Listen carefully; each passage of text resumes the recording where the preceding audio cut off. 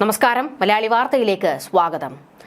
ഏതു നിമിഷം വേണമെങ്കിലും ഒരു ഘോര യുദ്ധം അത് സംഭവിക്കാം. അമേരിക്ക ഇറാനെ ലക്ഷ്യമിട്ട് കഴിഞ്ഞിട്ടുണ്ട്. സൈനിക നീക്കത്തിനുള്ള ശ്രമങ്ങളും തുടങ്ങിയെന്നുള്ള വിവരങ്ങൾ പുറത്തേക്ക് വരുന്നുണ്ട്. ഇറാൻ ഇപ്പോൾ ഒരു മുൾമുനയിൽ നിൽക്കുകയാണ്. പശ്ചിമേഷ്യ വലിയ ഒരു യുദ്ധക്കളമായി മാറാൻ പോകുന്നു എന്നുള്ള ചില സൂചനകളാണ് പുറത്തേക്ക് വരുന്നത്. ഡൊണാൾഡ് ട്രംപ് ഇറാനെ ആക്രമിക്കും എന്നുള്ള വിവരം പുറത്തു വന്നിട്ടുണ്ട്. ഖമനേയിയെയും മകനെയും ഉൾപ്പെടെ കൊലപ്പെടുത്താനുള്ള നീക്കം അമേരിക്കൻ പ്രസിഡന്റ് നടത്തി എന്നുള്ള ചില വിവരങ്ങൾ പുറത്തു വന്നിരുന്നു. ഇറാൻ ആകട്ടെ, ഇറാനും ഒരു യുദ്ധത്തെ നേരിടാൻ സജ്ജമായി തന്നെ നിൽക്കുകയാണ്.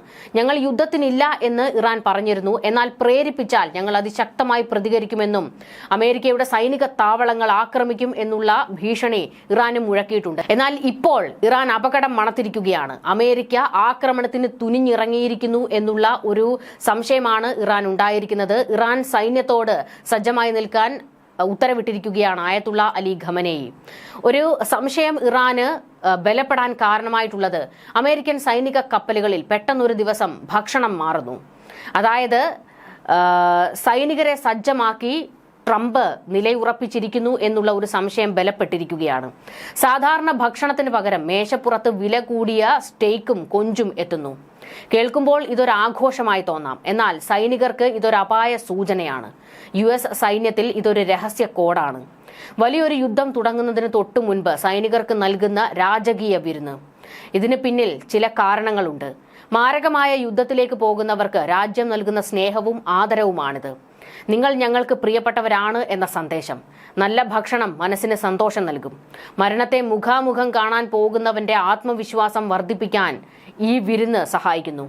ഞങ്ങൾ ആഘോഷപൂർവ്വം വരികയാണ് എന്ന് ശത്രുരാജ്യങ്ങളെ അറിയിക്കാനുള്ള ഒരു സൈക്കോളജിക്കൽ മൂവ് കൂടിയാണിത്.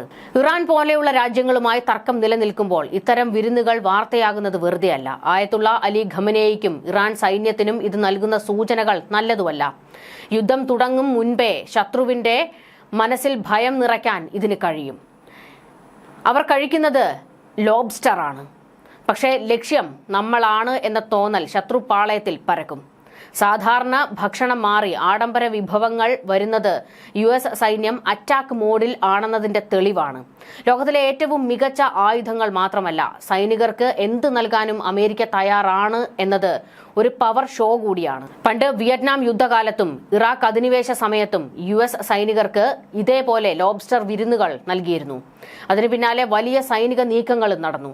അതുകൊണ്ട് തന്നെ ഖമനേയിയുടെ ഇറാൻ ഇനിയുള്ള ദിവസങ്ങളിൽ US കപ്പലുകളിലെ മെനു ശ്രദ്ധിക്കുന്നത് നന്നായിരിക്കും എന്നാണ് ചില വിവരങ്ങൾ പുറത്തു വരുന്നത്. പ്ലേറ്റിൽ ലോബ്സ്റ്റർ വന്നാൽ ഉടൻ തന്നെ തോക്കിൽ ബുള്ളറ്റുകൾ നിറയുമെന്ന് ചുരുക്കം. ഇതിനിടെ അമേരിക്ക ഇറാൻ മൂന്നാം വട്ട പരോക്ഷ ചർച്ച വ്യാഴാഴ്ച ജനീവയിൽ നടക്കും. ഇരു രാഷ്ട്രങ്ങൾക്കുമിടയിൽ ഭിന്നത തുടരുമ്പോഴും പ്രതീക്ഷയുണ്ടെന്ന് ഇറാൻ വിദേശകാര്യമന്ത്രി അബ്ബാസ് അരാഗ്ചി പറഞ്ഞു. വൻ സൈനിക സമ്മർദ്ദത്തിനിടയിലും കീഴടങ്ങാതെ ഇറാൻ നിലപാടിൽ ഡൊണാൾഡ് ട്രംപ് ആശ്ചര്യപ്പെട്ടതായി US മാധ്യമങ്ങൾ റിപ്പോർട്ട് ചെയ്തു.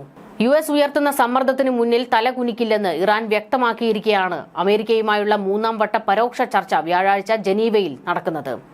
ഒമാൻ വിദേശകാര്യമന്ത്രി ബദർ അൽ ബുസൈദിയാണ് ഇക്കാര്യം വെളിപ്പെടുത്തിയത്.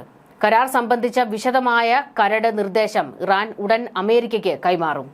ഇറാനെതിരെ കൂടുതൽ യുദ്ധസന്നാഹങ്ങൾ അമേരിക്ക തുടരുന്ന സാഹചര്യത്തിലാണ് ആണവ കരാർ സാധ്യത മുന്നിൽ കണ്ട് ഇരു രാജ്യങ്ങളും ജനീവയിൽ ചർച്ചയ്ക്കൊരുങ്ങുന്നത്.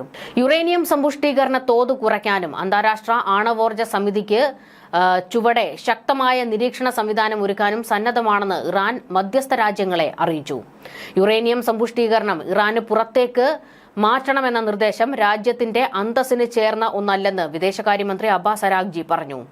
തദ്ദേശീയമായി വലിയ വില നൽകി വികസിപ്പിച്ചെടുത്ത ആണവ സാങ്കേതികത ഇറാന് ഏറെ വിലപ്പെട്ട ഒന്നാണെന്നും അദ്ദേഹം വ്യക്തമാക്കി. അമേരിക്കയുമായി ആണവ കരാർ സംബന്ധിച്ച ഭിന്നത തുടരുന്ന സാഹചര്യത്തിൽ ജനീവ ചർച്ച കൂടുതൽ നിർണായകമാകും. നയതന്ത്ര പ്രശ്ന പരിഹാരമാണ് കാംക്ഷിക്കുന്നതെങ്കിലും US-ന്റെ സൈനിക നീക്കങ്ങളിൽ സൂക്ഷ്മമായി നിരീക്ഷിച്ചു വരികയാണെന്നും ഏത് സാഹചര്യം നേരിടാനും സേന സജ്ജമാണെന്നും ഇറാൻ അറിയിച്ചു. ഇതിനിടെ വൻ യുദ്ധസന്നാഹങ്ങൾക്കിടയിലും കീഴടങ്ങാൻ കൂസാത്ത ഇറാന്റെ പ്രകൃതം തന്നെ അത്ഭുതപ്പെടുത്തിയതായി ട്രംപ് പറഞ്ഞതായി അമേരിക്കയുടെ പശ്ചിമേഷ്യൻ ദൂതൻ സ്റ്റീവ് വിറ്റ്കോഫ് പ്രതികരിച്ചു. അമേരിക്കയുടെ സൈനിക ഭീഷണി തുടരുന്നതിനിടെ ടെഹ്റാൻ ഉൾപ്പെടെ രാജ്യത്തെ വിവിധ സർവകലാശാലകളിൽ സർക്കാർ വിരുദ്ധ പ്രക്ഷോഭം പുനരാരംഭിച്ചതായും റിപ്പോർട്ടുകളുണ്ട്. ആണവ കരാർ വിഷയത്തിൽ ഇറാനെ വരുതിയിലാക്കാൻ വേണ്ടിവന്നാൽ നിയന്ത്രിത ആക്രമണം നടത്തുമെന്ന ഡൊണാൾഡ് ട്രംപിന്റെ പ്രസ്താവനയ്ക്ക് പ്രതികരണവുമായി ഇറാൻ പ്രസിഡന്റ് മസൂദ് പെസഷ്ക്യാനും രംഗത്തേക്ക് വന്നു. ലോകരാജ്യങ്ങൾ ഇറാൻ കീഴടങ്ങണമെന്നാവശ്യപ്പെട്ട് അമേരിക്കയോട് സന്ധി ചേരുകയാണ്. എന്നാൽ ഈ പ്രശ്നങ്ങൾക്ക് മുൻപിൽ നമ്മൾ തലകുനിക്കില്ല. ഇറാൻ അമേരിക്ക ആണവ കരാർ ചർച്ചകൾ കഴിഞ്ഞയാഴ്ച നടന്നുവെങ്കിലും കാര്യമായ തീരുമാനങ്ങൾ ഉണ്ടായിട്ടില്ല. കഴിഞ്ഞ വർഷവും ഇരു രാജ്യങ്ങളും തമ്മിൽ ചർച്ച നടന്നുവെങ്കിലും ഇസ്രയേൽ ഇറാനെ ആക്രമിച്ചതോടെ ചർച്ചകൾ ഉപേക്ഷിക്കുകയായിരുന്നു. അമേരിക്ക ആക്രമിച്ചാൽ പശ്ചിമേഷ്യയിലെ അമേരിക്കയുടെ സൈനിക താവളങ്ങൾ ലക്ഷ്യമിടുമെന്ന് ഇറാൻ മുന്നറിയിപ്പ് നൽകി.